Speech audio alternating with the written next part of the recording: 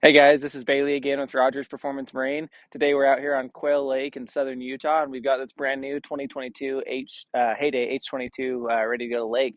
So what we're going to do today is we're going to get this boat tested, make sure it's ready to go home. While we're doing that, I'm going to put together a video for you guys, for all you guys looking at buying a Heyday or possibly having an H22 on order, so you can watch this video and kind of get the whole rundown on how to use your new boat. So let's go check it out. All right, so starting with trailering, we're inland here, so we got a trailer to all of our lakes. So I do want to go over the setup for the trailer. So right now I've got this set up to haul. We hauled it from the shop down here. So I've got both my safety chains down here hooked up. I've got my safety pin in the coupler. What that does is it allows so the coupler can't unlock and the trailer can't come off your hitch while you're transporting. And then I've got my emergency breakaway cable hooked up on here as well. If it were to accidentally come off the back of your truck, what would happen then is it would pull this cable and then the brakes would lock up so the trailer wouldn't go anywhere.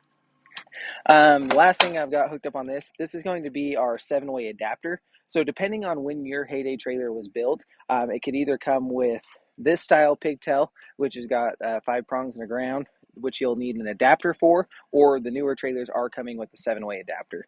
One thing to note on this is these are not electronic trailer brakes, but we are plugging them into the outlet on the back of the truck that is for electronic trailer brakes. The reason for that is it has an electronic backup solenoid in the trailer itself, so when you put your truck in reverse, it doesn't lock up the brakes.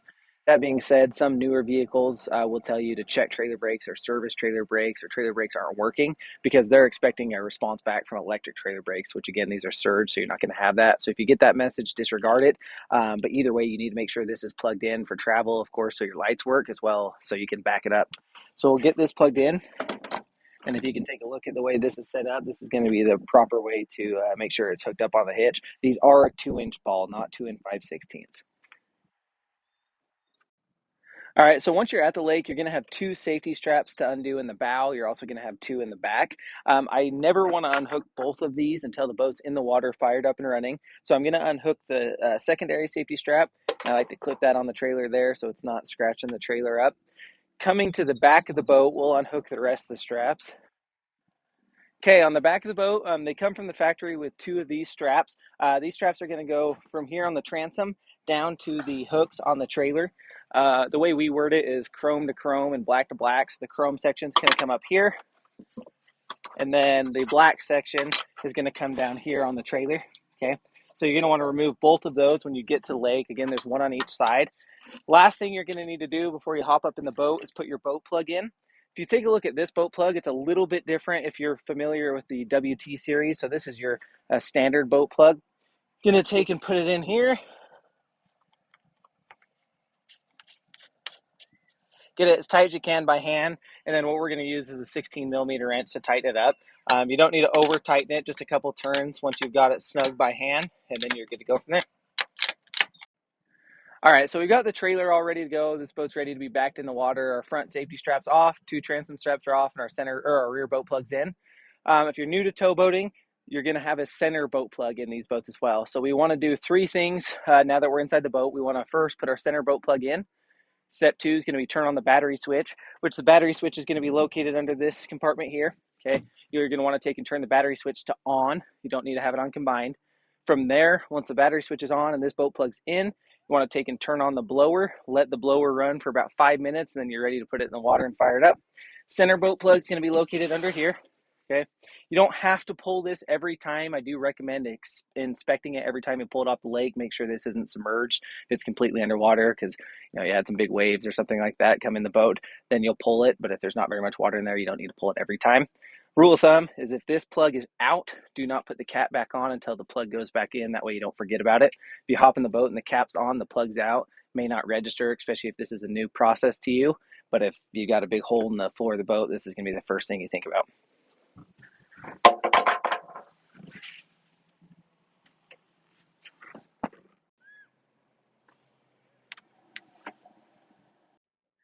All right, so we got this thing launched and on the water.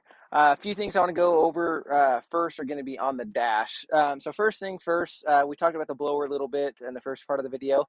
To turn that on, you've got a few different ways to do it. You can use this control panel here, which is the quickest and easiest. You want to tap it once. That's going to bring the control panel live, and then again is going to take and turn it on. We've had it running for long enough. I can shut it off now. It is on a timer. If you forget about it, it'll automatically shut itself off. Cool thing with this control panel, you've got your interior lights, your front docking lights, underwater lights, bilge pump, blower like we talked about, navigation, running lights, and then your horn, all just quick right there. To talk about the ignition really quick, this is a little bit different than some may be used to. I like to call it a smart ignition switch. It runs through the computer itself. So what we're going to do is we're going to take and fire this up. Typically, you're going to take and turn and hold to fire up, your car or whatever. This, you just turn, let go. It's going to crank and fire up. That part about it's simple.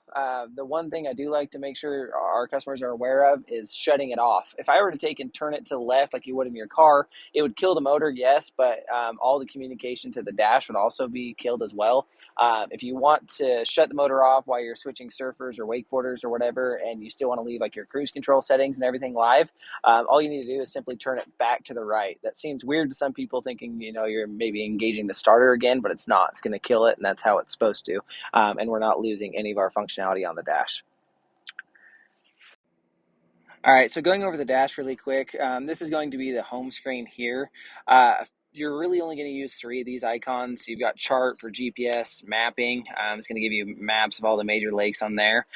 Cool thing with this is no matter what chart you click on, whether you're looking at the Mercury screen, the Heyday screen, or the mapping screen that we're looking at right now, I've still got all my engine parameters on the right-hand side, and then I still have access to my C-zone system on the left, which I'll talk about that in a little bit. Going back to the home screen here, I'm going to click on Mercury or engine display. This is going to show you quick parameters, speed, how much fuel you have left, voltage. It's going to give you a quick system check and then tell you the RPM and if you're in gear and neutral. On the right hand side, like we talked about, this is a customizable display going over all your engine parameters. Our dealership at Rogers sets it up for the customers. So I've got it set up right now for showing your battery voltage, speed, RPM, how many hours you have on the motor, depth, date and time as well. And you can change those however you like by just clicking on the icon you want to change, press and hold, and then you can scroll through all the available data that you can choose from. Over on the left, I mentioned it briefly. This is going to be your C-zone system. C-zone 1 will not be used, but the main C-zone will be used. This is another control panel to turn on your lights, your horn, your blower, your builds, so on and so forth. If you ordered your H22 with a cockpit heater, you're going to need to either come into the C-zone system here like I'm showing, or you're going to need to click the accessory button on the main key panel that we talked about earlier in the video. And then from there, you'll scroll all the way down. You'll see here it's listed accessory heater. You'll click on that icon. That's going to power the heater. And then from there, you can go back to the heater and turn it on high or low or whatever you want it on.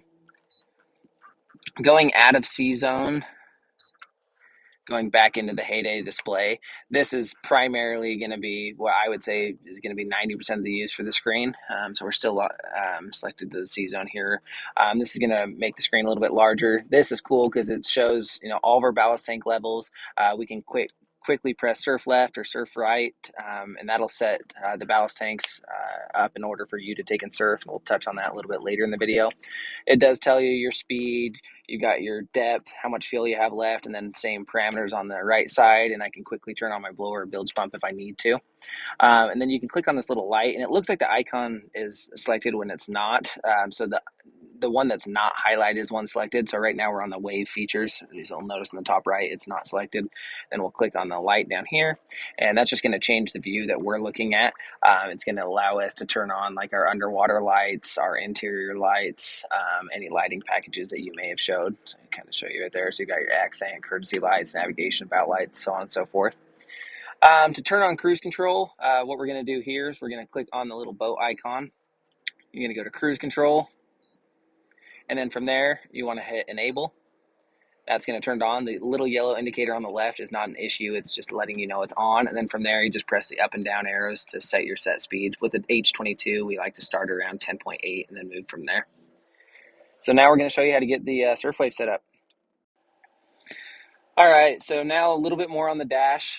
So I've already showed you guys in the video how to set up the cruise control. So that's set and active right there. I'm going to get out of that screen so I can make this screen a little bit larger for us. Very, very simple to set up the H22 for surfing. If you're a new surfer, new surf boat owner, and just want a good wave to start with, all you need to do is simply click surf right, surf left. It's going to fill the ballast tanks for you. I surf goofy, so I'm going to surf on the right side. So that's how we're going to get it set up. So I simply just press surf right. Now it's filling our tanks like they need to be, and I'll be ready to surf. Of course, I've already got my cruise control set on there. If you want to fill all ballast tanks, like maybe you're using your wake shaper, you do have a button in the top left to click fill all. In the center, you've got stop all, and then on the far right, you've got empty all, if they are all filled.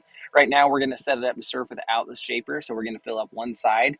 A couple cool things I've noticed is you can really fine tune this surf wave to be whatever you want it to be as far as how long or how tall. Like I say, the surf right setting and the surf left setting from the factory is good for your, newer surfers, first time towboat owners. But that guy that's in that intermediate to advanced level, he's really going to want to tune it to customize it to his own wave. Me personally, I like to add, so I'll use the surf right setting, and then I will add about a quarter of a tank in the port rear. That's going to help drop the back of the boat down, make my wave a little bit taller. And then I usually surf this boat about 10.5 miles an hour.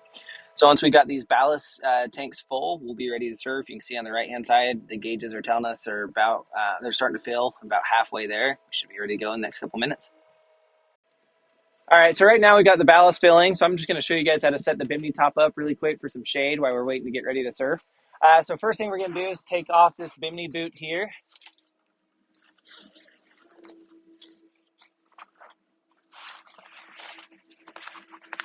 Then we need to bring the front of the bimini up and over the tower. There's two holes you'll see in the bimini top here that'll go over the ski toe as well as the anchor light up on top.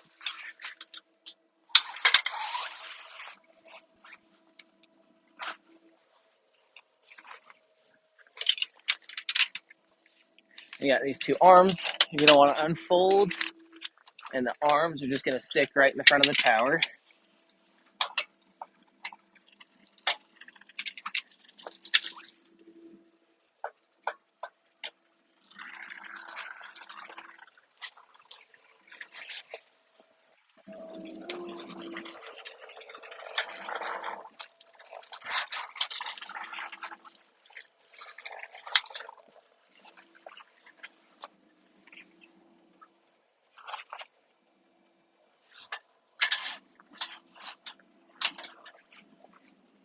And it's ready to go.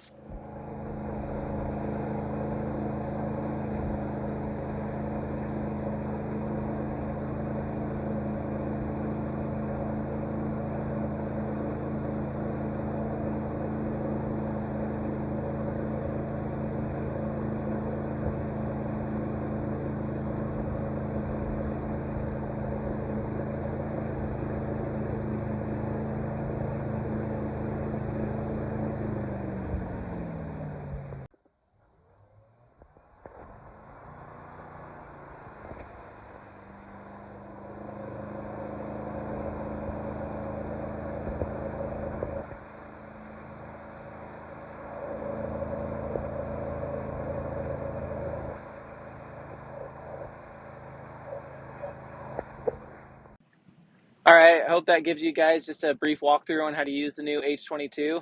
Right now, we're done surfing, so I'm going to go ahead and on the dash, I'm going to click empty all. That's going to take and empty all the water we have in the boat, go back to our cruise control setting, disable the cruise control so it's not locked on anymore. We're ready to take this back, put it on the trailer. Thanks for watching.